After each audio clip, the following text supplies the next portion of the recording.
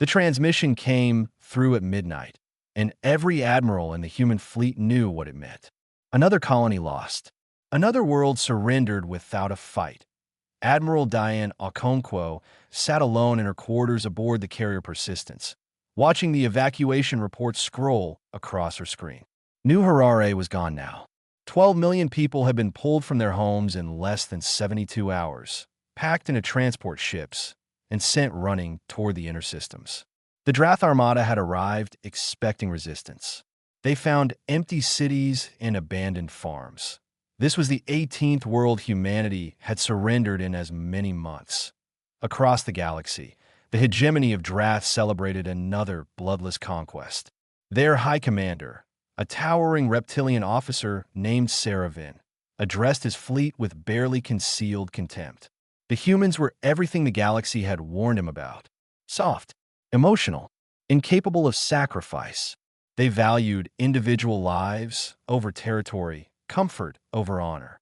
They ran at the first sign of real power. His subordinates laughed openly at the species that called itself humanity. Some of them had served in campaigns against the Vorith, a warrior race that had fought to the last soldier. Others remembered the siege of the Kalani homeworld, where defenders had chosen extinction over surrender. Those were enemies worthy of respect. Humans were something else entirely. They cried over their dead. They built monuments to fallen soldiers instead of celebrating glorious defeats. They evacuated civilians before battles instead of arming them. Everything about them screamed weakness. Saravin allowed his officers their mockery. He understood their frustration.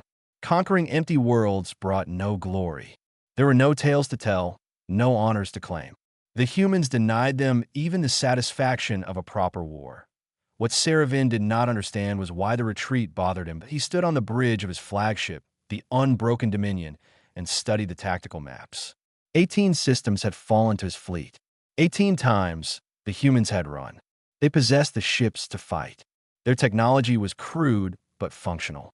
Their numbers, while smaller than the hegemony's forces, were not insignificant. Yet they chose to flee.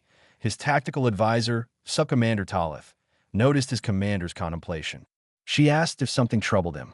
Saravin admitted that he found the pattern strange. The humans were not behaving like a conquered species. They were not suing for peace. They were not negotiating surrender terms. They simply retreated over and over, as if waiting for something.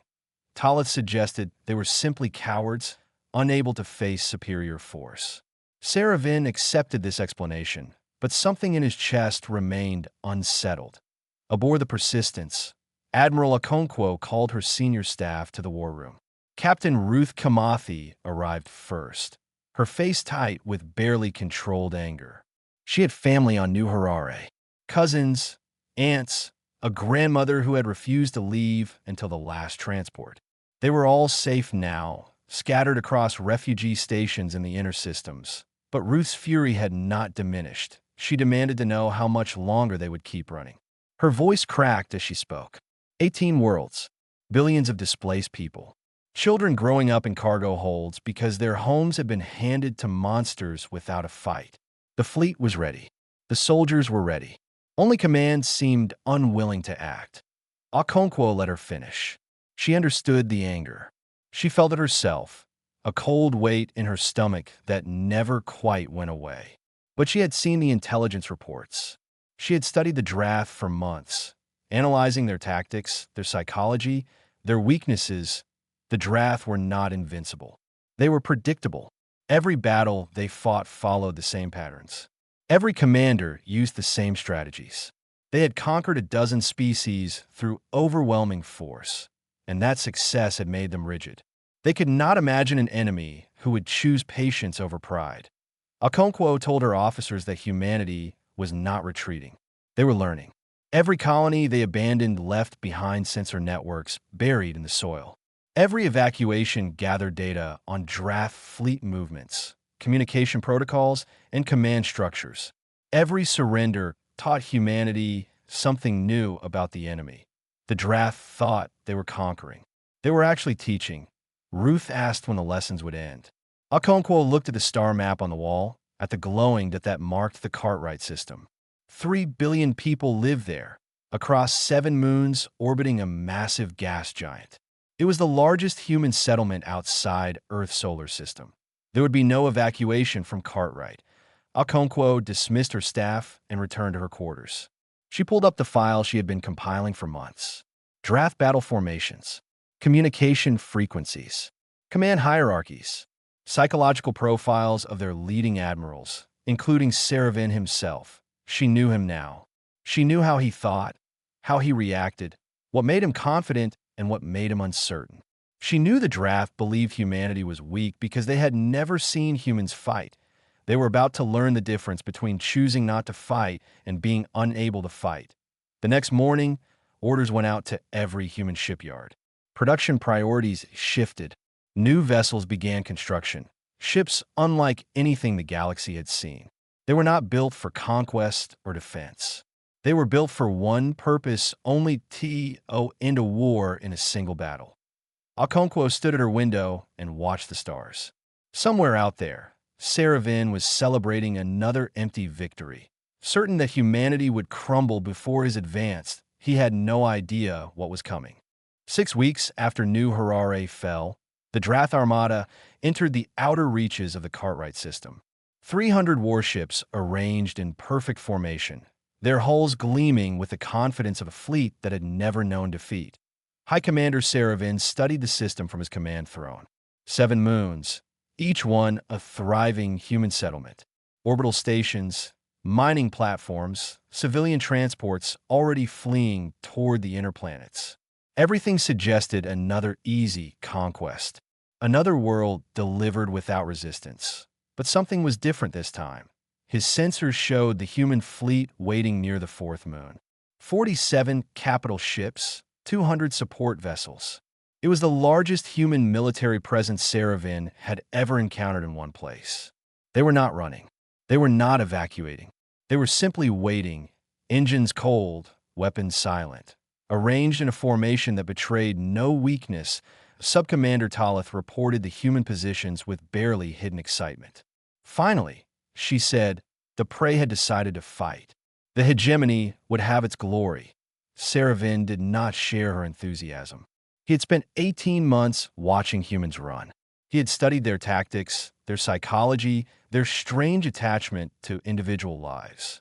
Nothing in their behavior suggested they would make a stand against overwhelming odds. The humans were practical creatures. They calculated costs and benefits. They did not throw away lives for pride at, yes, oh, why were they here? He ordered his fleet to hold position while scouts probed the human formation. The reports came back unchanged. No movement, no communication, no attempts at negotiation. The humans simply waited, silent and still, like predators watching prey approach. The comparison troubled him more than he wanted to admit. Across the void, Admiral Okonkwo stood in the command center of the Persistence, surrounded by her senior staff. The mood was tense but focused. Every officer knew what this moment meant. 18 months of preparation had led to this single battle. Captain Ruth Kamathi reported that all ships were in position. The new vessels, the ones built in secret over the past year, had taken their places in the formation. From the outside, they looked like standard cruisers. Inside, they carried technology the Drath had never imagined. Okonkwo nodded and opened a channel to the entire fleet. Her voice was calm, almost gentle, as she addressed the men and women who had followed her through 18 retreats. She told them that today was different. Today, they would not run. Today, the galaxy would learn what humanity became when it stopped holding back. She told them to remember every colony they had abandoned, every home they had surrendered, every tear shed by children who did not understand why they had to leave everything behind. The Drath had mistaken mercy for weakness. They had confused patience with fear. That mistake would cost them everything. She closed the channel and turned to her tactical display. The Drath fleet was advancing now, 300 ships spreading into their standard attack formation. She had seen this pattern 18 times. She knew exactly where every ship would position itself, which commanders would lead the vanguard, how long it would take for their flanks to extend. The Drath were so predictable it almost felt unfair. Saravin watched his fleet advance and felt the first stirring of genuine unease. The humans were not reacting. They should be panicking by now. They should be attempting to flee or sending desperate communications begging for terms. Instead, they remained motionless, their formation unchanged, their weapons cold. It was as if they wanted him to attack. The thought sent a chill down his spine that he quickly suppressed. This was exactly what prey species did when cornered. They froze. They hoped that stillness would somehow save them. The humans had simply run out of places to run that he gave the order to begin the attack. His forward squadrons surged ahead, energy weapons charging, targeting systems locking onto the nearest human vessels. The distance between the fleets shrank rapidly. 10,000 kilometers, 5,000, 2,000. And then the humans moved. It happened so fast that Saravin's tactical officers struggled to track it. The human formation did not scatter or flee. It transformed. Ships that had appeared dormant suddenly blazed with power. The new vessels, the ones disguised as standard cruisers, revealed their true purpose as massive arrays extended from their hulls. Electronic warfare platforms. Dozens of them. More than any species had ever fielded in a single battle, the wall of interference slammed into the draft fleet. Communications dissolved into static. Sensor systems flickered and died. Targeting computers lost their locks. Ships that had been operating in perfect coordination suddenly found themselves alone, blind, unable to contact their commanders or their allies. Saravin watched his tactical display dissolve into chaos. Icons that had shown friendly vessels vanished or appeared in wrong positions. Orders he gave never reached their destinations. His fleet, the most disciplined military force in the quadrant, had become a scattered mob in less than 60 seconds. And through the confusion, the human ships began to move. Not randomly, not desperately. They moved like a single organism, every vessel perfectly coordinated, slipping through gaps in the draft formation with surgical precision. Saravin stared at the chaos unfolding before him and felt something he had not experienced since his youth: fear. The first draft cruiser died without understanding what had killed it. One moment, its captain was shouting orders into a communication system that returned only static. The next, 3 human frigates had appeared from nowhere, their weapons punching through shields that had never faced coordinated fire. The cruiser's reactor breached, and a brief flower of light bloomed in the void before fading to nothing.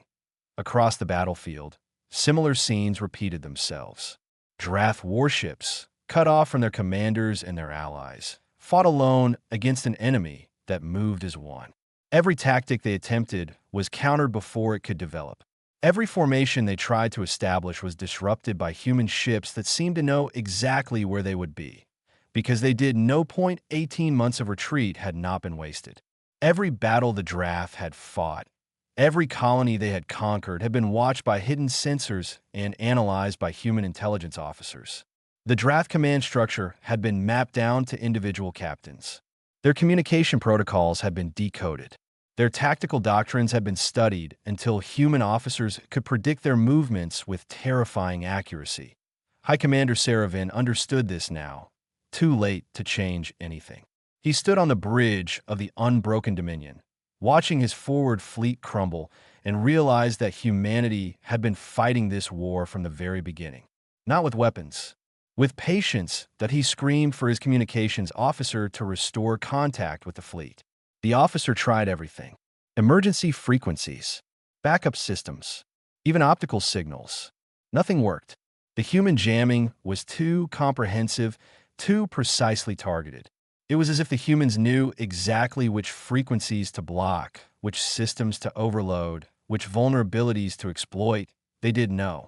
They had spent 18 months learning that Subcommander Talith appeared at his side, her scales pale with shock.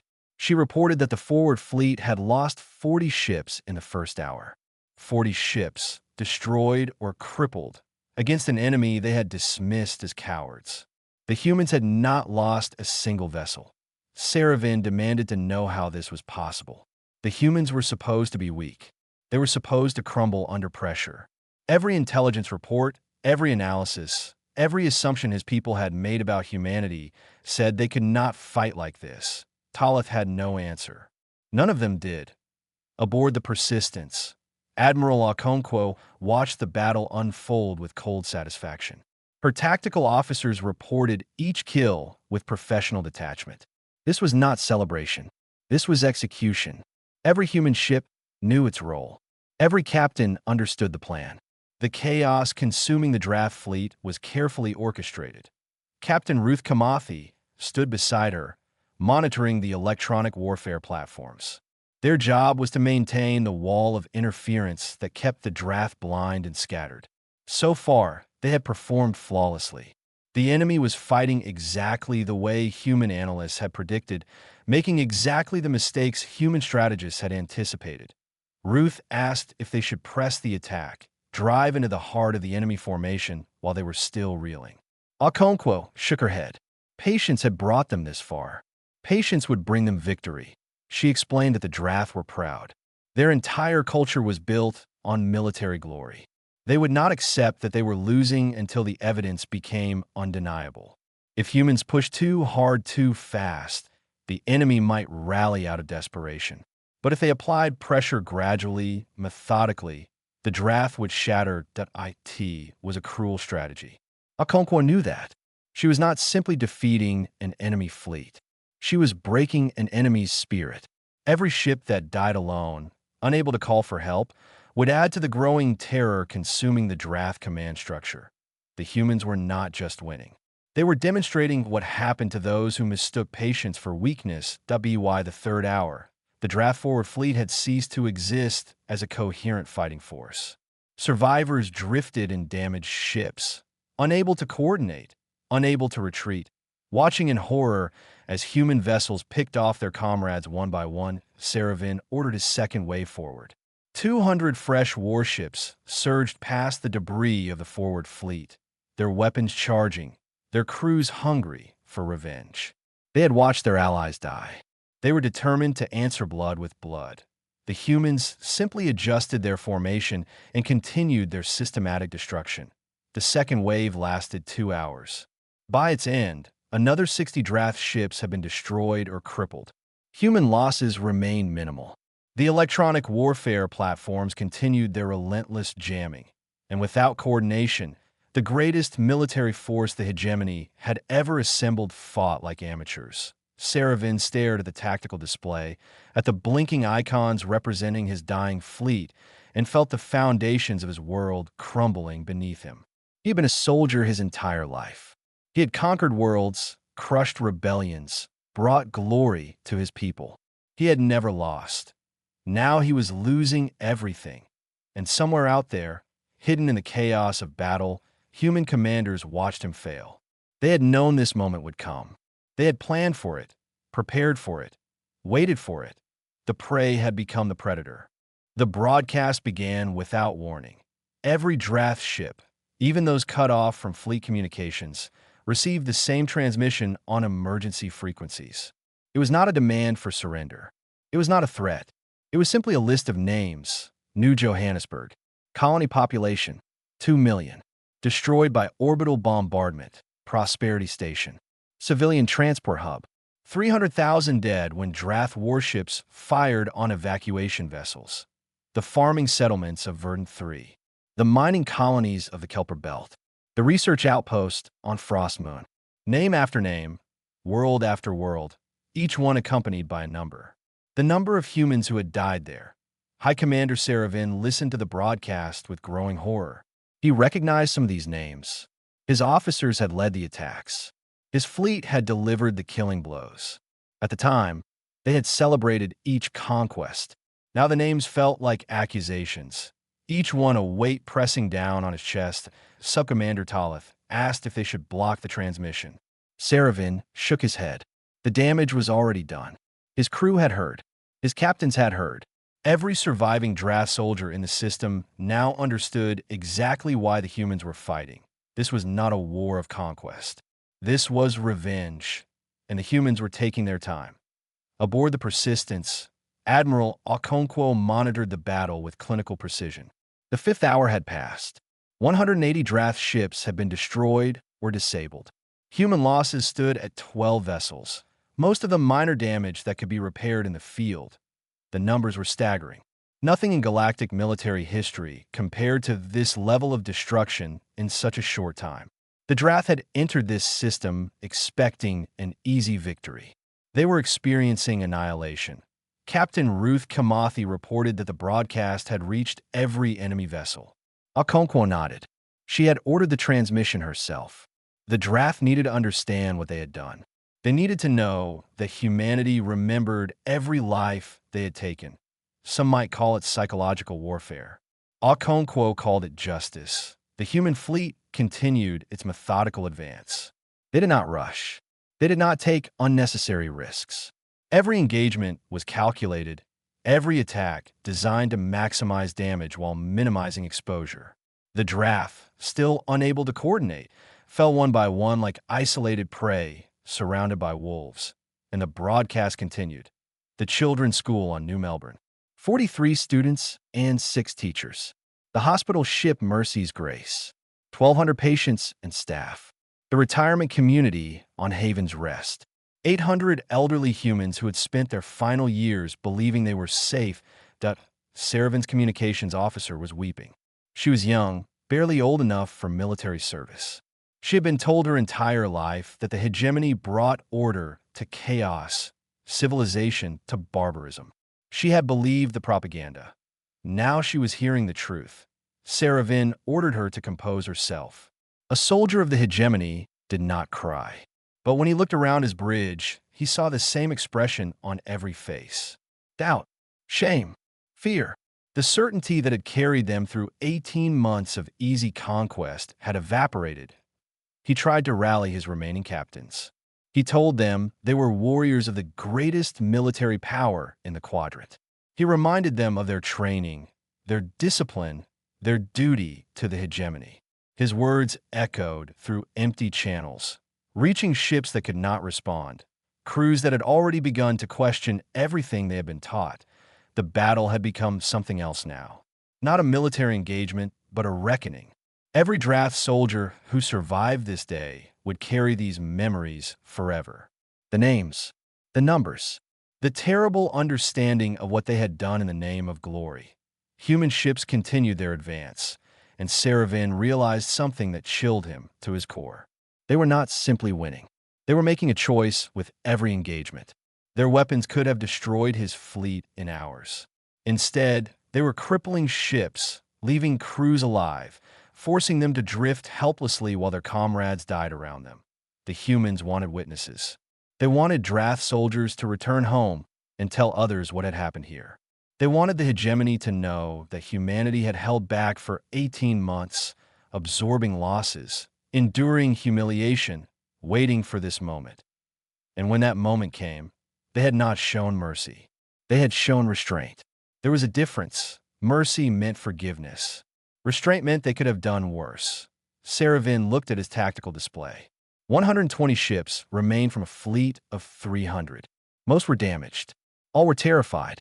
For the first time in his career, he considered the unthinkable retreat that he gave the order.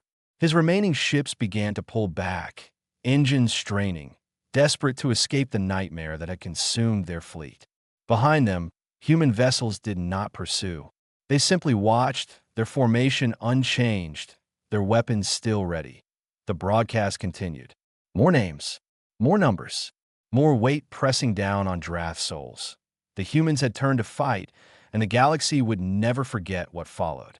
The retreat lasted less than 10 minutes before Saravin understood the full scope of his defeat. His navigation officer reported the finding with a voice hollowed by despair. The warp lanes were blocked. Every route back to hegemony space had been seeded with mines. Not standard mines that could be cleared with patience and sacrifice. Intelligent mines. Mines that moved, that hunted, that communicated with each other to close gaps as quickly as they opened. The humans had been busy during their 18 months of retreat. Saravin demanded alternatives. Surely there were other routes, other paths through the system that could carry his fleet to safety.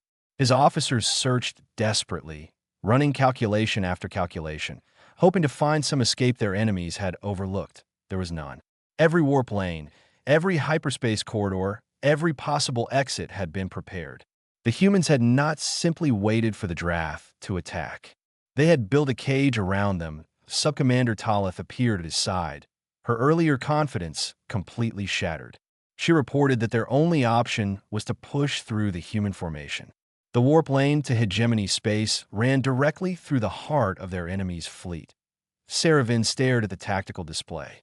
120 ships against a force that had already destroyed nearly twice that number without significant losses. Even if they broke through, how many would survive? How many would make it home to tell of this disaster? A communication request appeared on his screen. Human origin. Direct transmission. For a long moment, Saravin considered ignoring it. He knew what was coming.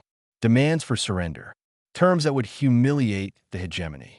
Conditions that would end his career and destroy everything he had spent his life building. But he was a commander. He had a duty to his crews, to the soldiers who had followed him into this trap. Personal pride meant nothing against the lives of thousands that he accepted the transmission. Admiral Okonkwo's face appeared on his screen. She was older than he had expected, her dark skin lined with years of service, her eyes carrying a weight that spoke of difficult decisions and heavy burdens. She did not smile. She did not gloat. She simply looked at him with an expression that was almost sympathetic. She asked if he understood now. Saravin found that he could not speak. His throat had closed around words that refused to form. He had entered this system expecting to add another easy conquest to his record. He was leaving it, if he left at all, as the commander of the greatest military disaster in hegemony history. Okonkwo continued speaking. She told him that humanity had never wanted this war. They had built their colonies in peace, asking nothing from the galaxy except to be left alone. The draft had come anyway. They had burned worlds that posed no threat. They had killed civilians who carried no weapons. They had mistaken patience for weakness and gentleness for fear. That mistake had cost them everything. Saravin finally found his voice. He asked what she wanted. Surrender? Execution? Public humiliation before the galactic community? Okonkwo shook her head. She told him that humanity wanted justice. Not revenge. Not cruelty. Justice. The draft commanders who had ordered attacks on civilian targets would face tribunals. Hegemony space would be demilitarized. Reparations would be paid to rebuild what had been destroyed. And in exchange, the surviving fleet would be allowed to leave. Saravin struggled to process her words. She was offering him a way out, a path home for his crews. It would mean the end of the hegemony as a military power, the destruction of everything his people had built over centuries of conquest. But his soldiers would live. He asked why. Why spare them after everything the draft had done? Okonkwo's expression softened slightly. She told him that humanity had learned something during their long retreat. They had learned that they could become monsters if they chose to. They had the weapons, the technology, the strategic advantage to annihilate the draft fleet down to the last ship. No survivors, no weaknesses, complete destruction. But that was not who they wanted to be. The humans had retreated for 18 months because they knew what would happen when they finally turned to fight. They knew the darkness inside themselves, the capacity for violence that every species carried. They had wanted to be certain, absolutely certain, that when they unleashed that violence, it would serve justice rather than vengeance. This battle was not about destroying the draft. It was about showing the galaxy what happened to those who attacked humanity, and showing themselves that they could win without becoming the very thing they were fighting against. Saravin looked at the face on his screen, at the woman who held his life and the lives of thousands in her hands. He saw no hatred there, no triumph, only the tired determination of someone who had made an impossible choice and found a way to live with it. He asked for time to consult with his remaining captains. Okonkwo nodded and closed the channel. Saravin turned to face his bridge crew. Every eye was on him. Every soul waited for his decision. He had never felt so small. The surrender took 3 hours to complete. One by one, draft warships powered down their weapons and lowered their shields. Crews who had entered this system confident of victory now sat in silence, watching human vessels take positions around their helpless fleet. No one spoke. No one needed to. The magnitude of what had happened was too large for words. High Commander Saravin transmitted the final authorization codes that transferred command authority to the humans. His voice was steady, though something inside him had broken beyond repair. He had been a soldier since youth, trained to fight, to conquer, to bring glory to the hegemony. Now he was surrendering to a species his people had dismissed as prey. Admiral Okonkwo received his codes with quiet professionalism. There was no celebration on the human ships, no cheering, no displays of triumph. The crews simply went about their duties, securing prisoners, cataloging damaged vessels, beginning the long process of processing the defeated fleet. Captain Ruth Kamathi stood beside Okonkwo as the final draft ship signaled compliance. She asked if it was over. Okonkwo shook her head. This battle was over. The war was over. But the consequences would ripple through the galaxy for generations. Within hours, news of the battle reached every corner of known space. The draft, the mightiest military power in the quadrant, had been utterly defeated by a species they had spent 18 months conquering without resistance. The scale of the disaster was almost incomprehensible. 180 ships destroyed or crippled. Thousands of soldiers dead. The remaining fleet captured without firing another shot. And the humans had lost 12 vessels. Galactic analysts struggled to explain what had happened. They reviewed battle footage, analyzed tactical data, interviewed survivors who were willing to speak. Slowly, the truth emerged. Humanity had not been retreating. They had been preparing. Every colony they surrendered had been part of a larger strategy, a patient accumulation of intelligence that had given them perfect knowledge of their enemy. The Drath had been fighting blind against an opponent who could see everything. Other spacefaring powers took notice. The Kalani, who had been quietly expanding into territories near human space, suddenly announced a desire for diplomatic relations. The Vorath, whose own military had been humbled by the Drath centuries ago, sent formal congratulations to the human government. Even species that had never contacted humanity before began reaching out, curious about the strange creatures who had turned patience into a weapon in the halls of galactic governance. Representatives whispered about what had happened to Cartwright. They had all underestimated humanity. They had all assumed that a species which valued individual lives over conquest would be easy prey. Now, they understood their mistake.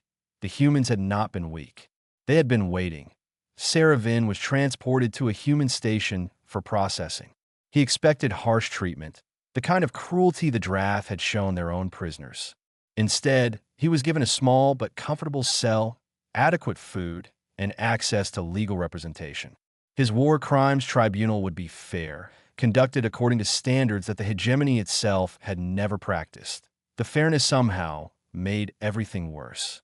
It would have been easier to hate humans if they had been brutal. Instead, they were simply better.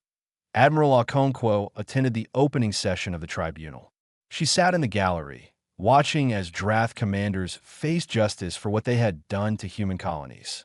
Some showed remorse. Some showed defiance.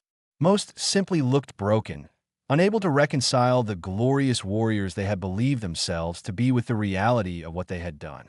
Ruth Kamathi joined her between sessions. She asked if the admiral felt satisfied. Okonkwo considered the question for a long moment before answering.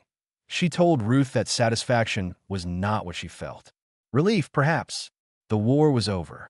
No more colonies would burn. No more children would lose their homes. Humanity had proven it could defend itself, could stand against any threat the galaxy offered.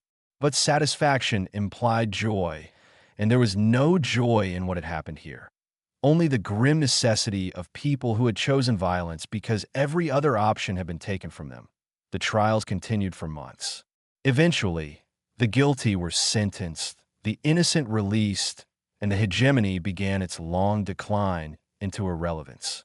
Drath space was demilitarized as promised. Their military academies closed. Their warship production facilities converted to civilian use that a species that had defined itself through conquest was forced to find a new identity, and across the galaxy, other powers quietly adjusted their calculations. The humans had taught everyone a lesson that would not be forgotten. The most dangerous enemy was not the one who struck first or struck hardest. It was the one who waited until they were ready, who studied their opponents until they knew them better than they knew themselves, and then struck with absolute precision. Humanity had turned to fight, and the universe had learned to be afraid.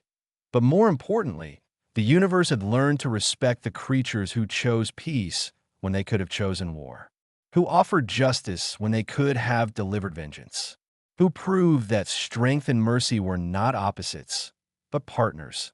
The humans had won their war. Now, they would show the galaxy how to win the peace.